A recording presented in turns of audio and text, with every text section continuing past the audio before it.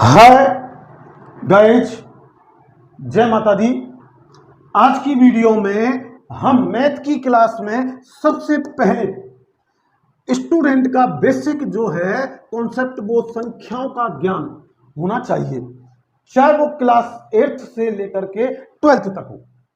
तो आज हम सारी संख्याओं को कवर करेंगे। तो सबसे पहले आती है प्राकृतिक संख्या। प्राकृतिक संख्या क्या होती है? वह संख्या जो गणना योग्य हो, गिनने योग्य हो, गिनने योग्य हो, यानी काउंट किया जा सके, काउंटेबल हो, वो संख्याएं नेचुरल नंबर कहलाती हैं। दूसरा हम भी कह देते हैं वे संख्याएं जो एक से शुरू हो और एक जोड़ने पर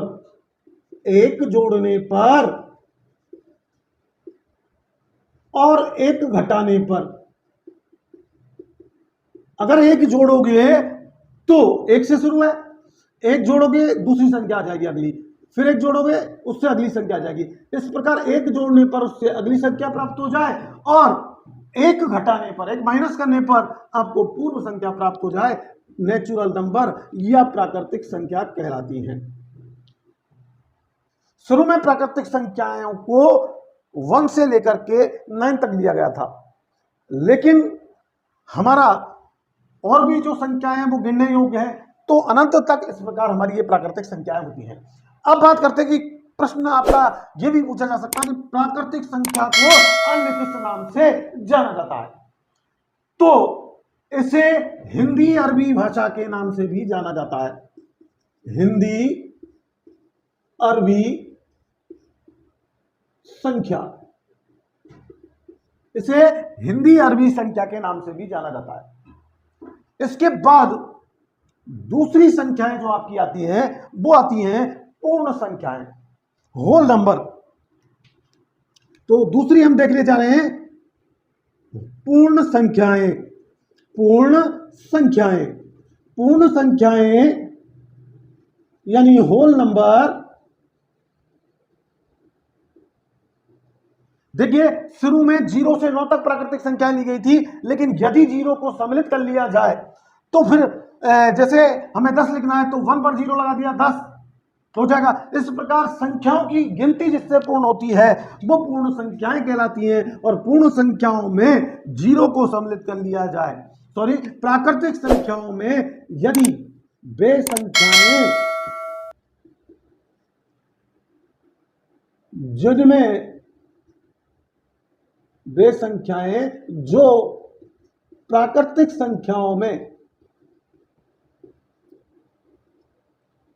शून्य सम्मिलित करने पर प्राप्त होती हैं वो आपकी होल नंबर कहलाती हैं। तो होल नंबर को W से व्यक्त करेंगे और इसमें 0, 1, 2, 3, 4, 5, 6 डॉट इन्फिनिटी। यानी कि देखिए, यहां पर पूर्ण संख्याओं में भी एक बात लागू हो रही है कि एक जोड़ने पर उससे अगला नंबर प्राप्त हो रहा है और एक घटाने पर उससे पहला नंबर प्राप्त हो रहा है। अब आपकी जो आती है वो संख्याएं आती हैं जिनकी नॉलेज आपको होना जरूरी है कि सम संख्याएं यानी इवन नंबर और विषम संख्याएं यानी ऑड नंबर। तो तीसरी संख्या की हम बात कर रहे हैं सम संख्याएं, इवन नंबर। इवन नंबर क्या किसे कहते हैं? वे संख्याएं जो 2 से पूर्णतः विभाजित हो जाती हैं। वे संख्याएं जो 2 से विभाजित हो जाती हैं, वो भाज्य हो जाती हैं, वो संख्याएं आपकी इवन नंबर कहलाती हैं। ये आपकी दो आपकी जो है, इसके बाद आ जाएगा आपका 4, 6, 8, 10, 12 dot dot dot infinity.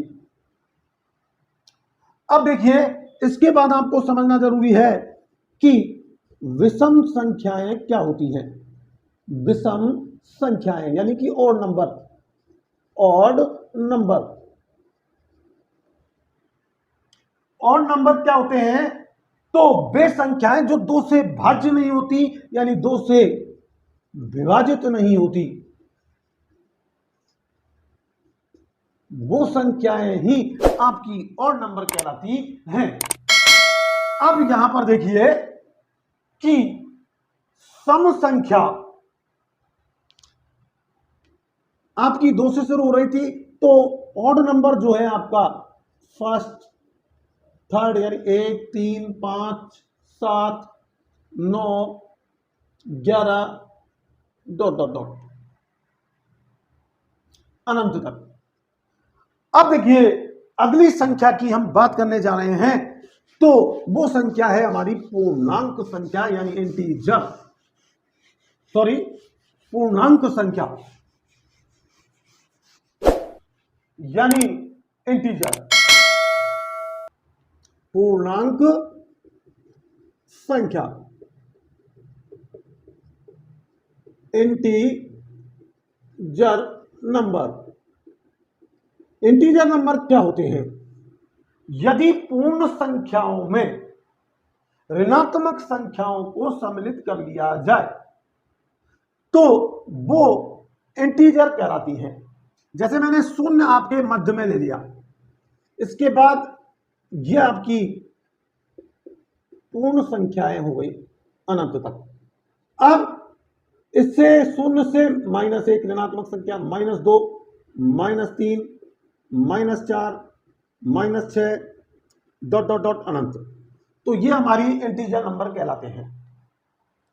Integer नंबरों में ऋणात्मक और धनात्मक पूर्णांक संख्याओं से मिलकर के, यानी दो प्रकार की होती है हमारी पूर्णांक संख्या, एक ऋणात्मक नेगेटिव इंटीजर और दूसरी पॉजिटिव इंटीजर यानी धनात्मक संख्या, पूर्णांक संख्या, पॉजिटिव इंटीजर।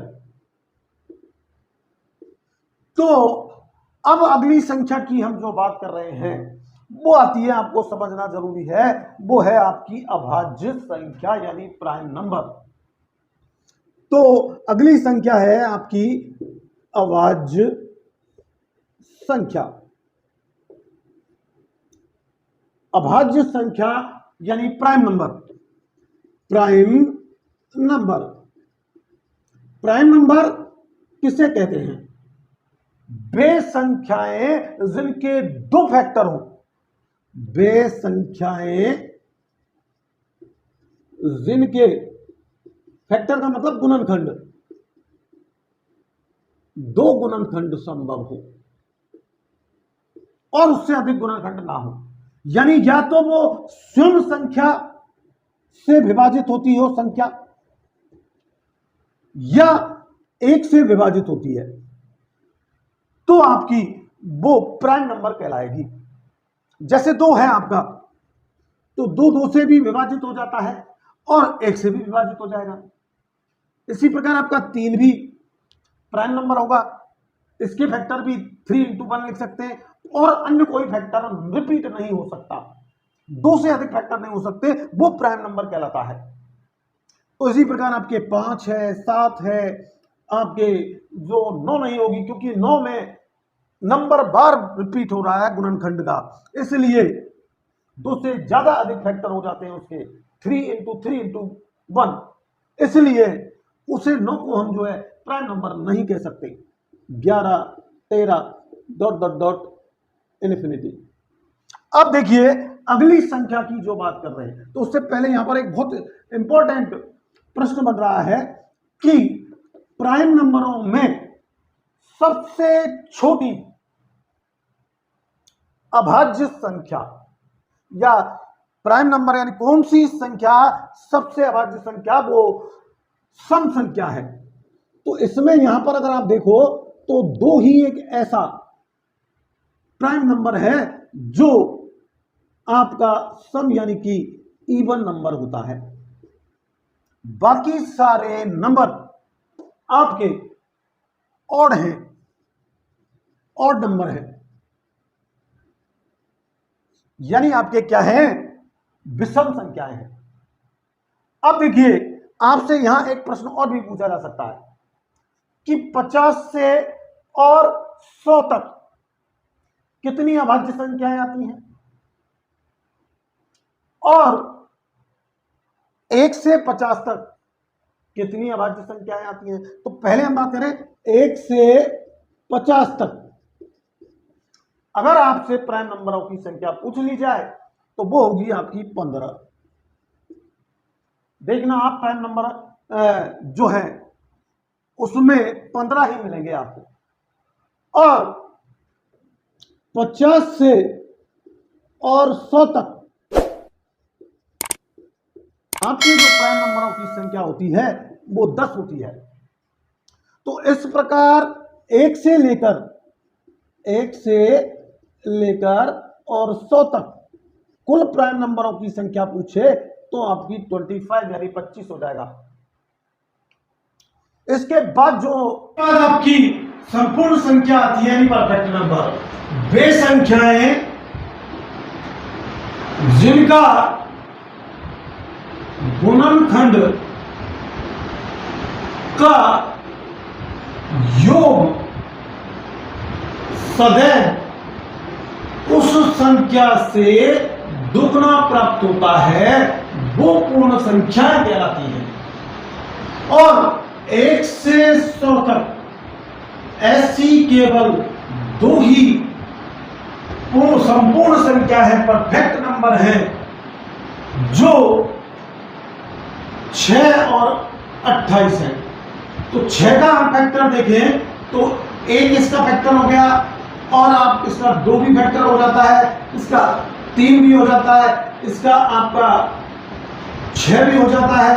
तो अब इन फैक्टरों का योग देख लें तो योग बराबर आपका क्या हो जाएगा, 1 + 2 + 3 + 6, जो आपका 12 आ रहा है, यानी कि वो 6 दूनी 12 संख्या से दुगना आ रहा है। ठीक इसी प्रकार आप देखें तो आपके 28 का 1 फैक्टर हो सकता है, आपका जो है 28 का 2 फैक्टर हो सकता है, आपका 4 फैक्टर हो सकता है, आपका 7 फैक्टर हो सकता है, आपका 14 फैक्टर हो सकता है, और 128 तो होता ही है।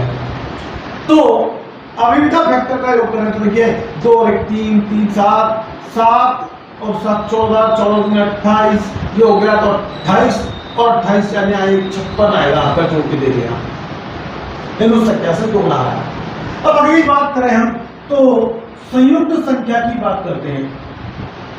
संयुक्त संख्या, कंपोजिट नंबर।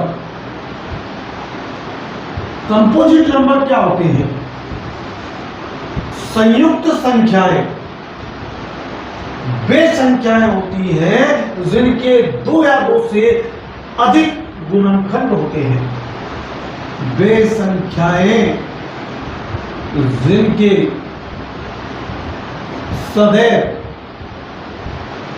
गुणनखंड 2 से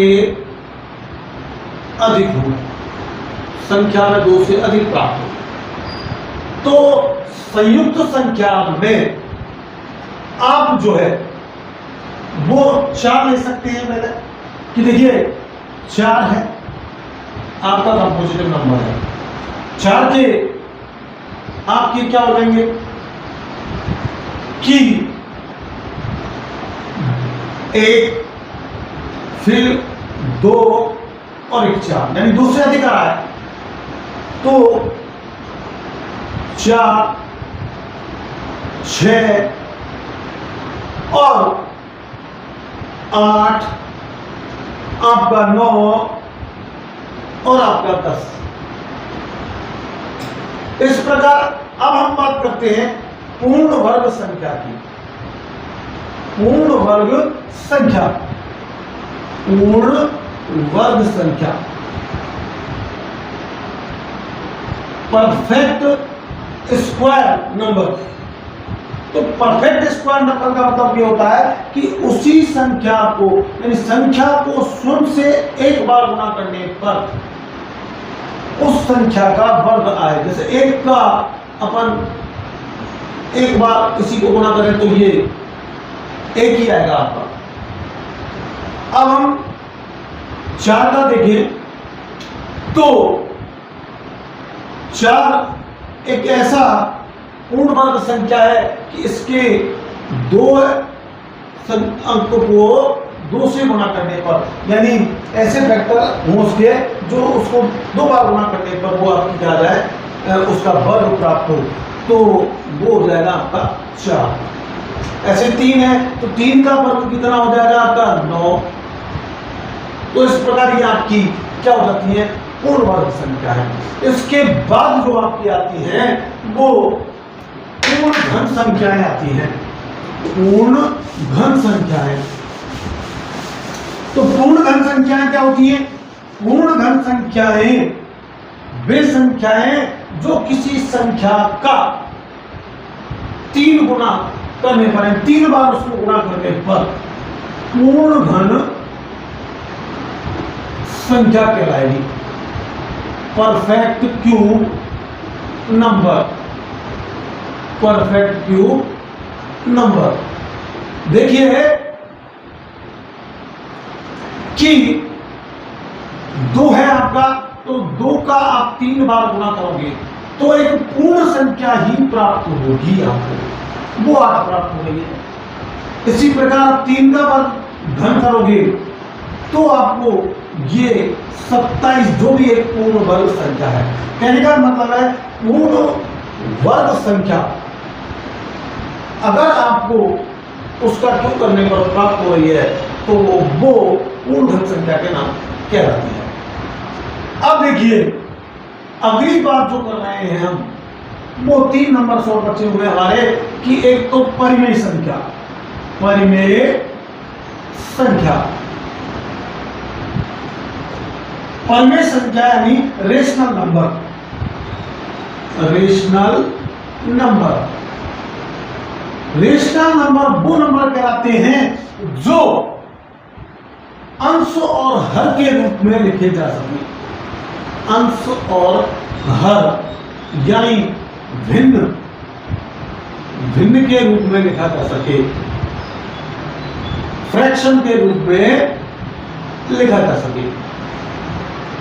यानी P/Q इस तरीके से भी आप पढ़ते हैं, P/Q के रूप में लिखा जा सके। जब ही हो सकता है लेकिन जब Q is not equal to 0। ये आपके परिमेय संख्या की सबसे बड़ी शर्त है कि अगर आपका हर शून्य हो गया तो फिर वो परिमेय संख्या रेशनल नंबर नहीं कहलाएगी। तो रेशनल नंबर का जैसे आप उदाहरण देखें तो 1/3, 2/5 और खुद 2 भी जैसे 2/1 लिख सकते हो। तो इस तरीके के आप परिमेय संख्याओं का उदाहरण देख सकते हैं। अगली बात आती है हमारी अपरिमेय संख्या। अपरिमेय संख्या, अपरिमेय संख्या क्या होती है? यानी वे संख्याएं जो नॉन टर्मिनेट, नॉन टर्मिनेट और नॉन रिपीट हो, यानी जिनका दोहरान न हो, बार बार दोहरान ना हो। जबकि परिमेय संख्याओं को हम यूं भी कह सकते हैं कि वे संख्याएं जो टर्मिनेट हो और रिपीट भी हो।